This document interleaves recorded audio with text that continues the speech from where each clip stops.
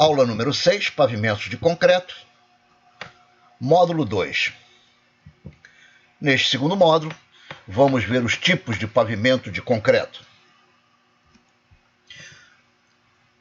Os pavimentos de concreto podem ser de 6 tipos.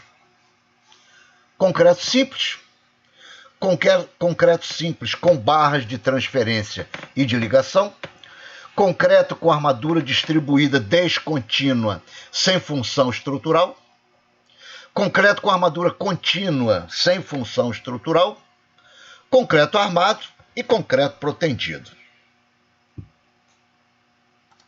Inicialmente, o pavimento de concreto simples, como o próprio nome diz, ele não recebe absolutamente nenhuma armação.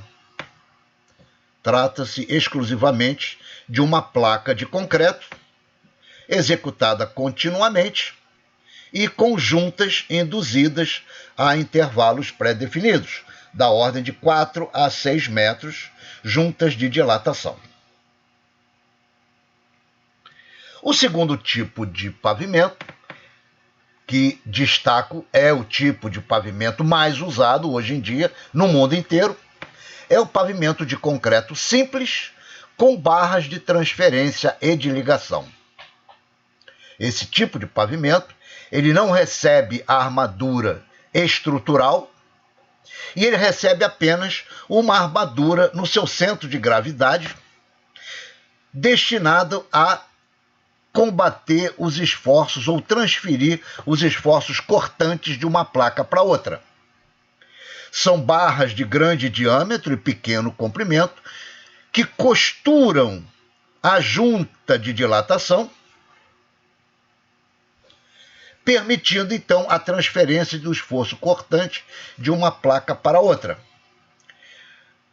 As barras colocadas na junta longitudinal são as chamadas barras de ligação. Essas são de menor diâmetro e maior comprimento, têm a finalidade única e exclusivamente de manter solidárias as placas adjacentes.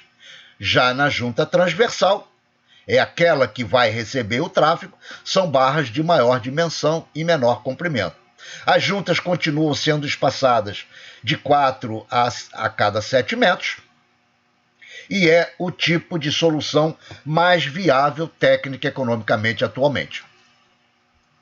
A finalidade dessas barras de transferência pode ser ilustrada nessa animação.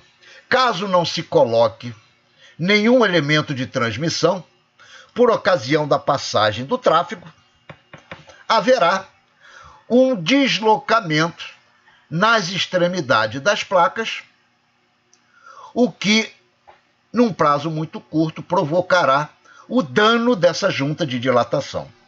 A finalidade da barra de transferência é exatamente impedir ou igualar o deslocamento das extremidades das placas,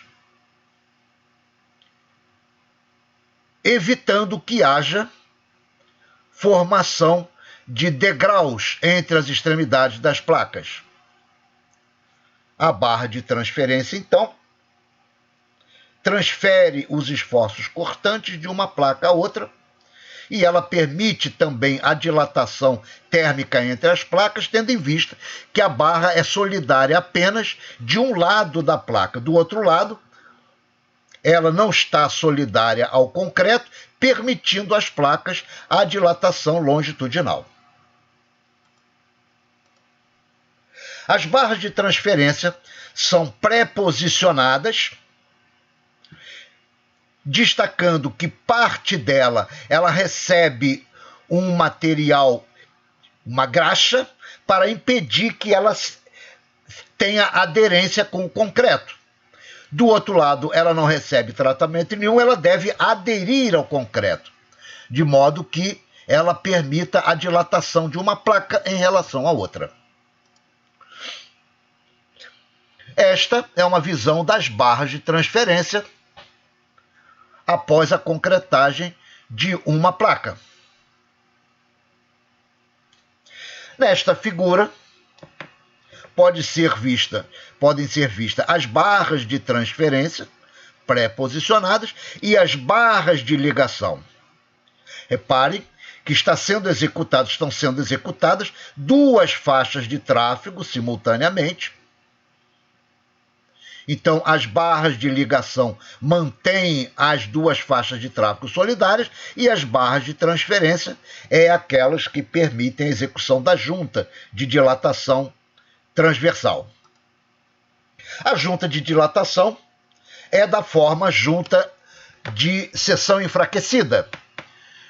Durante a fase final de endurecimento do concreto, antes dele estar completamente endurecido, o concreto é cortado até cerca de 1/3 da sua espessura e, com a continuidade do endurecimento do concreto, ele vai trincar exatamente na seção enfraquecida pelo corte, formando então a junta de dilatação desejada. O outro tipo de pavimento é o pavimento com armadura distribuída descontínua, sem função estrutural. Esse tipo de armadura, que é colocada apenas na face superior do pavimento, visa aumentar o tamanho das placas. Essa armadura é uma armadura com a finalidade única de absorver os esforços de retração do concreto. É uma armadura anti-fissuração que tem por finalidade aumentar o espaçamento entre as juntas. Dessa forma, podem-se executar placas até 30 metros de comprimento, uma vez que a dilatação será suportada por essa armadura descontínua. Nas juntas transversais, continua havendo a necessidade de se usar a barra de transferência, que fica situada no centro, no meio, no eixo neutro da placa. Outro tipo de solução é o pavimento com armadura contínua, mas sem função estrutural. É semelhante ao caso anterior, só que dessa vez essa armadura ela será mais robusta e será contínua, dispensando a execução de juntas. Todos os esforços anti-fissuração serão suportados pela armação, dispensando a execução de juntas de dilatação. O outro tipo de pavimento é o pavimento estruturalmente armado. Então, nesse caso, o pavimento recebe uma armadura para suportar os esforços de flexão, e a armadura será dupla, tendo em vista que, nesse tipo de estrutura, os momentos ora são positivos, ora são negativos, com a passagem da carga. Então, a armadura necessariamente será dupla, não dispensando, no entanto, a execução de juntas de dilatação. O comprimento das placas continua a cada 4 a 6 metros. A vantagem, o único ganho em se usar a armadura estrutural é que a espessura da placa, logicamente, ficará menor. Com isso, nós terminamos o segundo módulo.